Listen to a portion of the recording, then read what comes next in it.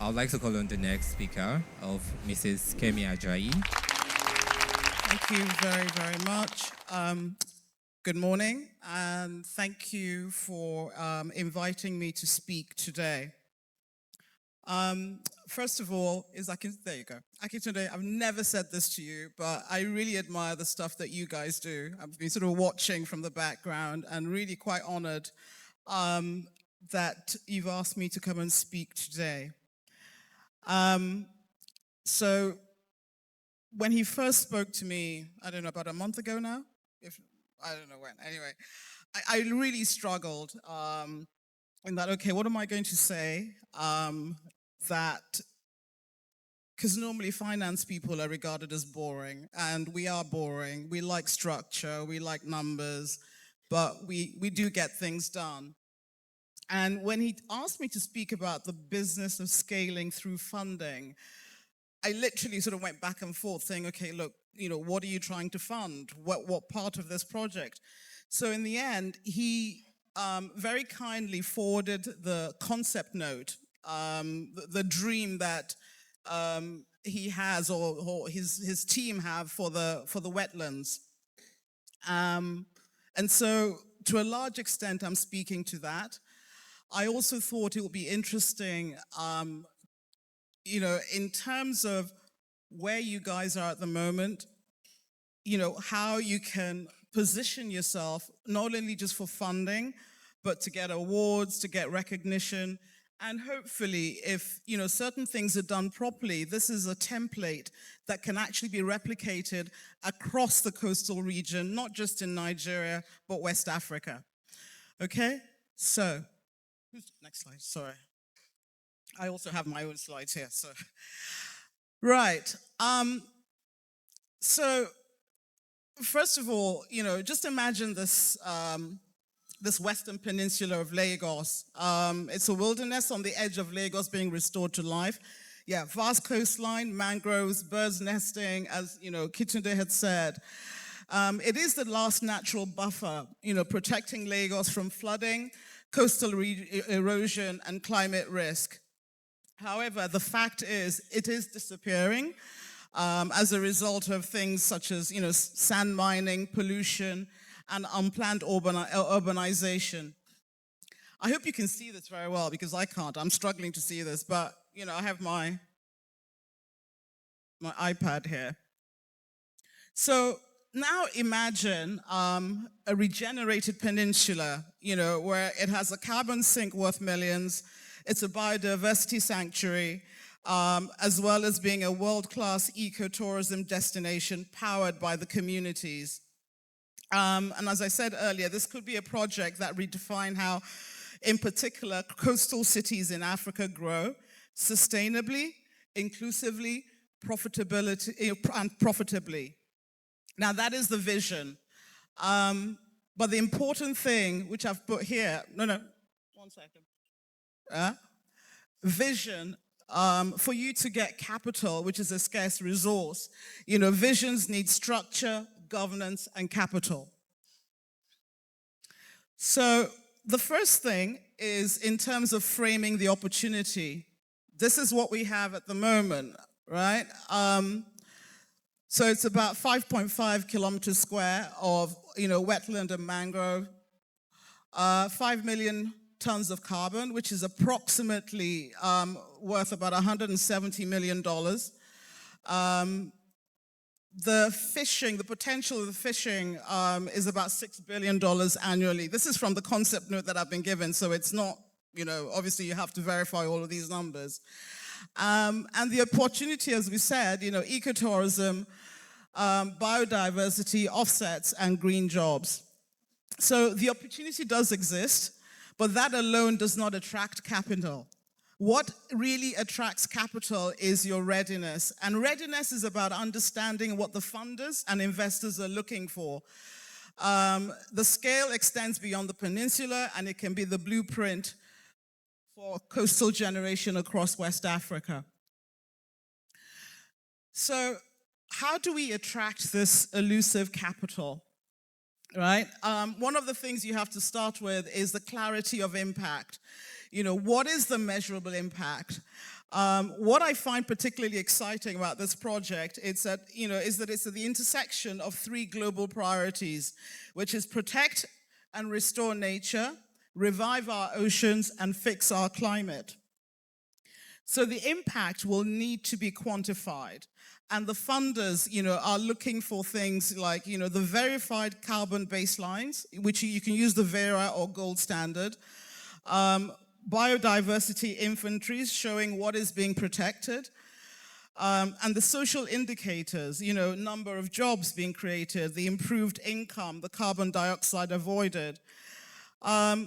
In addition, what is your business model, the market size, the scalability, and the resilience? You will have to be very, very clear about the gaps, particularly in infrastructure. And generally, the belief is that, when you can measure it, you can finance it. Now, to scale impact, we must first standardize how we measure it, and consistent data is what allows replication and gives investor confidence. Next slide. So now we'll talk about commercial sustainability and scale. So how will the project pay for itself over time? You've got, again, the same thing, just repeating what I've said before, the carbon credits, the tourism and hospitality, and the biodiversity offsets, the recycling and the user charges. So now this is when we start getting into the nitty-gritty. Investors fund traction. They don't fund estimates. They're very much interested in the evidence.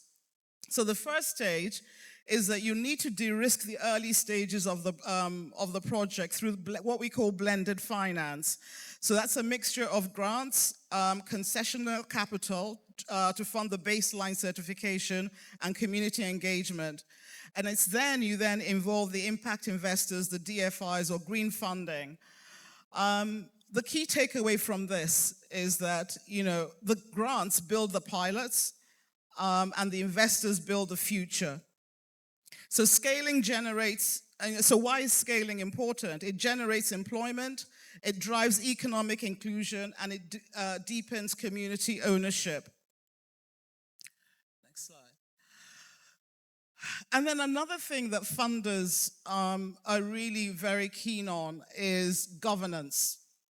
And if the governance is weak, it's a red flag for the funders. So when we look at that, the wetlands, there needs to be some legal clarity. Some of the things that funders are keen about, will want to know: who owns or manages the land? What is the framework for usage rights? Transparency in governance. In some of the projects that I have worked on, one of the things that has just killed the project is the lack of transparency. So you need to have a professional management structure with audited processes and community representation. And then the last thing is partnerships, collaboration with local authorities, the traditional rulers, and credible international experts if we don't have the resources here in Nigeria. And I just gave a few examples in terms of what can give a certain level of comfort. So what we've said here is that, for example, Lagos State can, play a part. Creation of a Western Peninsula, Conservation Authority with clear mandates. And again, we know there are challenges with government, but that sort of thing, they can act as facilitators. Scaling governance, means creating structures that can be replicated from, local community to a regional conservation authority, just ensuring policy and continuity. So, in a nutshell, governance is what protects capital. Partnerships, particularly local partnerships, are what multiply it. So I then thought I'd put a fundable and scaling pathway, just as like a next steps. So you finalize the scientific baselines, independently verify your carbon and biodiversity and socioeconomic data. And then, the next step, obviously, is to establish the legal and governance framework.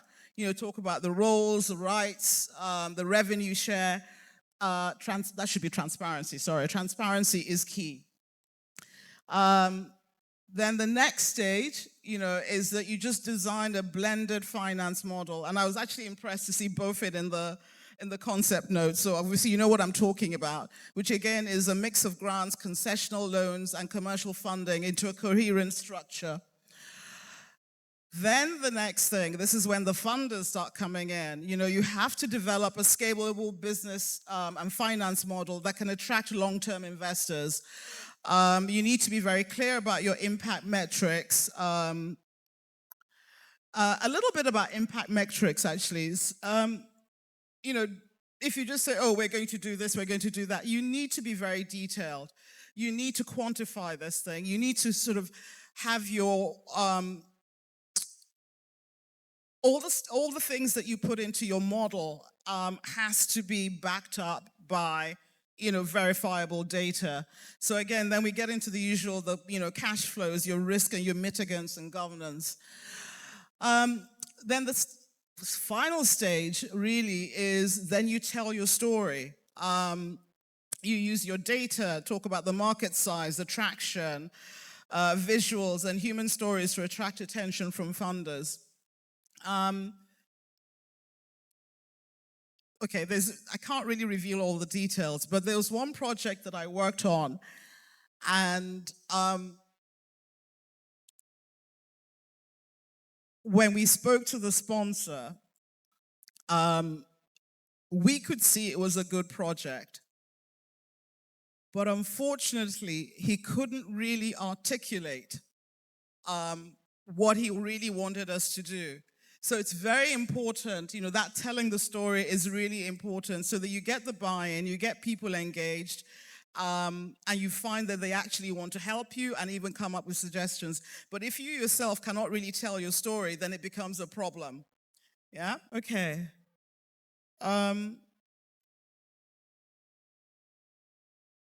Next slide, please.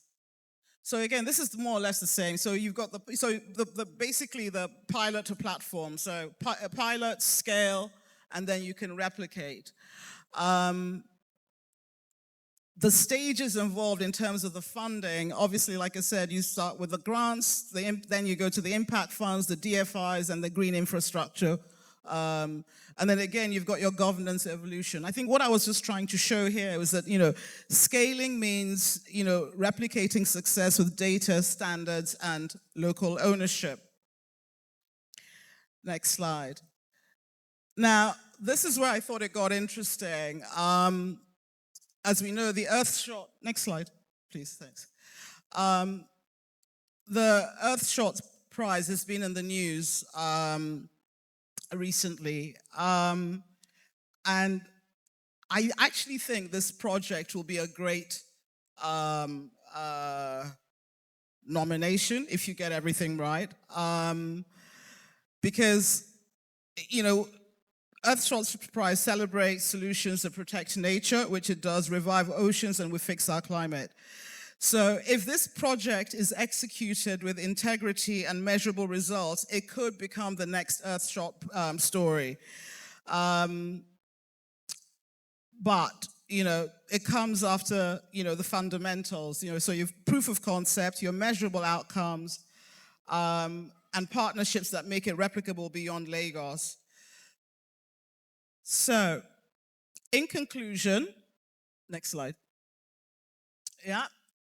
Western Peninsula is not just a landscape, it is a living asset, a carbon bank, biodiversity vault, and a test of our ability to grow cities without destroying the ecosystems that sustain them.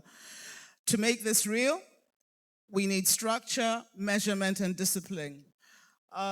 And when the impact is clear, governance is credible, and financing is structured, the capital will flow naturally. So if we get this right, as I said here, Western Peninsula will not just be a local success, it'll be further evidence that sustainability and profitability can coexist in Africa. Thank you.